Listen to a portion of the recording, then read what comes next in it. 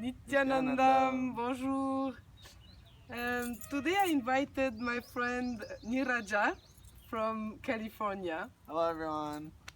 He's a very young friend with whom I share some. Actually, we share sometimes together about what is about questioning, fundamental questioning. Absolutely. We could say this is like the seeking. And we came because we were very busy about how come sometimes we lack of integrity. So what does integrity means? It means from a complete space, being with all our beings integrated and do an action, not out of fear or because someone told us to do, because we totally agree with that and want to do, and we completely integrated with our master or with the teacher who is supposed to get us to the best part, to enlightenment. So we were like, we spent some nights together by questioning, and where I was questioning Neeraja. So let us start like what you discover and what was the question and your experience. We've been having a few days of discussion about how there's a part of us which we're not in touch with, which is the inner child in us that somewhere along the lines got suppressed and pushed down under all the happenings, and how we live in just an intellectual space, and because of that we miss so much of what's happening to the deeper part of us, and we take actions that we don't understand why we take them, and it's coming from that space in us which is that child who actually the way I saw it is like we're each like a big ship, and inside the ship this little child is driving, has all the controls. We feel like we're the ones calling the shots, saying, oh, this is what we have to do, this is where we have to do it, this is when we have to do it. But inside, he makes the final decision as to what happens actually. And because of that, so often we get this collapse will happen if he is not addressed or she is not addressed. If they're not taken care of the way they need to be and raised out of that space wherever they got stuck along the years from whatever incidents were happening around us when we were very young. Could you just give us practical example where you realized that? And because we were like looking with the questioning, like how come we started like, how come that suddenly I don't want to do anything and I tend to oversleep for 12 hours. I don't want to get up, right? Or I want to run away. So how? Yeah, absolutely. So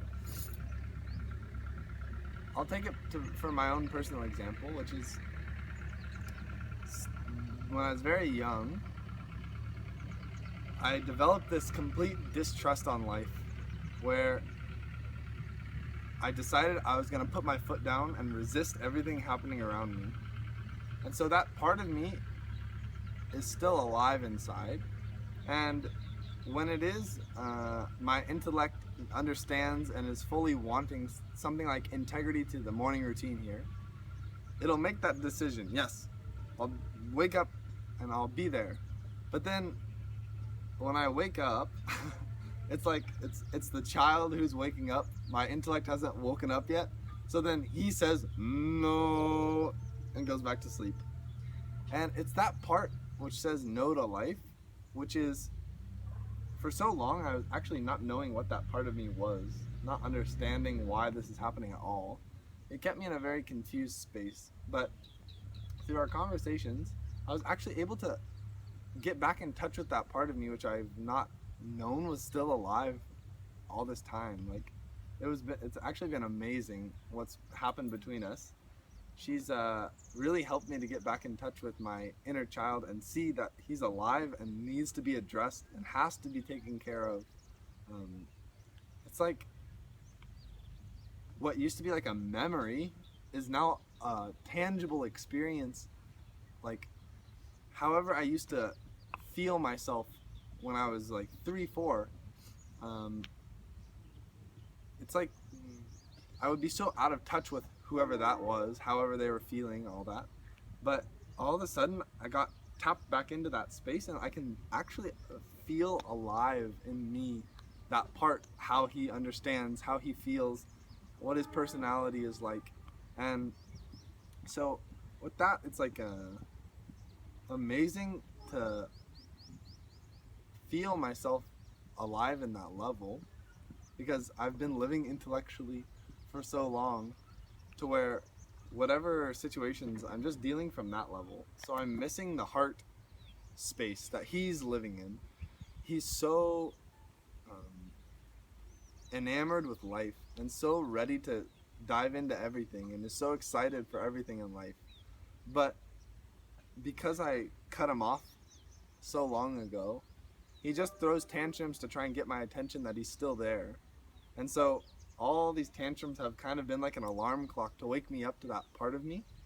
And finally, I'm getting back in touch, and I'm waking up to this part which needs to be taken care of in a much more motherly way. In a sweet way. We were like to address this child in a very sweet way, because I realized too that if I force myself, I have to do because I want to be integrated with what I want to do, suddenly I will throw Tantrum Child and not even wanted or starting to hate everyone outside, or to hate myself because I'm not stay committed to the words I give to someone, or etc.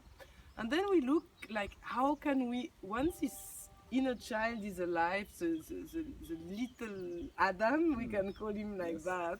By the way, Adam is my pre-spiritual name. Or the little Patricia, which is also like, how come that, because when they get enthusiasm, or they get like about the topics that they say, yes, they're ready, like to take, for example, if they, I look for me, I love to ride horses. If you put in front of me a horses or an elephant, I will have no problem to wake up at 4 o'clock morning and feed the elephant and go around the campus with the elephant or with a horse. So we came like to, and it's what we realize here with the kids, the Gurukul kids, which are living here with Nithyananda Swami. We call it Gurukul, it's sacred kids. They are all together and they're very integrated and they manifest powers. And we said like, but they are enthusiasm. They got responsible for driving now the Akashic records. They get responsible for running the temple, and they even teach us and now give us how do you say, they counsel us of where they address us about our incompletion, and they get to us back our complete state. So we realize that in fact these kids need to be fed with enthusiasm and passion in life, and find someone which is going to drive us where there is nearly no needed sleep, no. So for myself, I still need to, I'm passionate for many subjects, but I still want to address it in a, like to be passionate and enthusiastic in a massive way. This was our discussion yesterday, and you too still wanted to, right? So it will be a further video, because I will get, let's say we will give a time, no? Let's get from today, like we are, today's 10th of January 2017, we will make within 6 months to see, this has been our passion and this has been our enthusiasm, and how we could like being totally integrated with this wonderful, thank you little child, how our inner child has fully awoken and matured and become integrated with the rest of us. To see that progression, we'll have to make more videos, because this is like the beginning stages where it's like the full awakening is happening, but then how that translates into the day-to-day, that's what's really exciting. And so we'll come back with more videos on that. See, I wanted to say something about how these Gurukul kids, how they end up in the space that they're in. See, Swamiji knows exactly how to raise a child to their peak possibility, which is by giving them powers and by giving them all this responsibility and the best inner image they could ever have. They blossom. But what happens is, right, that inner child in them, there's like two inner children, which we figured out, which is one, there's the tantrum child who just says no, no, no, no, no, no, no to everything just because someone else said yes. And then what we were realizing is actually it's the child behind the tantrum who's feeling insecure or afraid or whatever is that root pattern in all of us. That child is the one who has to be taken care of with compassion. But with that tantrum child, you have to be ferocious. See, that's where it comes down is, for so long I've not been understanding how I should use ferociousness on myself, what part of me, all this. But now we're catching it where it's the part when that tantrum comes out, the tantrum child has to be dealt with ferociousness, but the inner child has to be still taken care of so that it stops throwing the tantrum. It's like, I'll give an example. So, if you are deciding, okay, I need to wake up at this time for yoga because that's part of the routine here. If you're doing it out of that context, it feels very forced. And so the tantrum child will enjoy throwing his tantrum. But if you know, okay, the inner child in me needs time every day to physically exert itself. So the ferociousness is, okay, you need time for this today. I'm giving you the time now. Do it now. It's 4:30, we're getting up, and this is the time you have to physically go all out. So do it now. Because then you put yourself in ferociousness, but that part still gets taken care of, but it learns to integrate to you, and it learns to integrate to your higher desires and what it is you want to be doing in life. Otherwise, whenever you plan for something, it can just step on the brake whenever it feels like it and stop the whole thing. So how do you avoid that? It's that from the very start you have to plan to take care of them, but take care of them on your own time.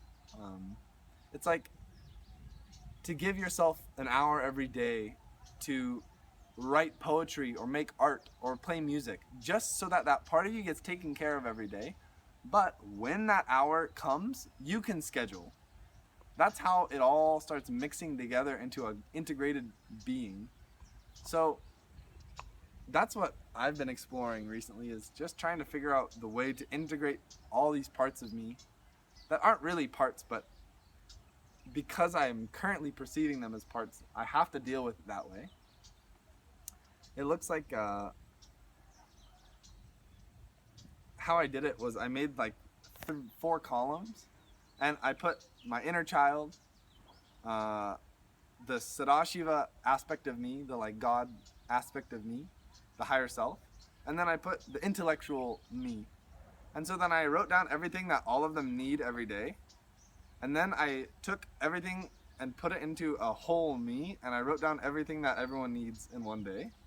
And so then it's easy to schedule that lifestyle, because then every part of me gets taken care of and no one feels left out inside. And at least I'm putting this into trial now, so we'll see how that goes. So that's why we will come back to you. We will say 6 months from now will be July. And thank you very much for all this pure questioning we had So together. awesome. It was, and to show me and the little Ado inside where I enjoy so much when he popped out. And, Me too. And to see like... Yes, I'm very grateful for Hridayashta for helping me to awaken this inner child, because it's literally the most juicy part of me that I've been missing for so long. And it's so much bliss when an inner child, which was hidden himself, show himself. It's like each time bliss for my heart. So thank you very much. Yes, thank you. And stay in tune. Nithyananda. Nithyananda.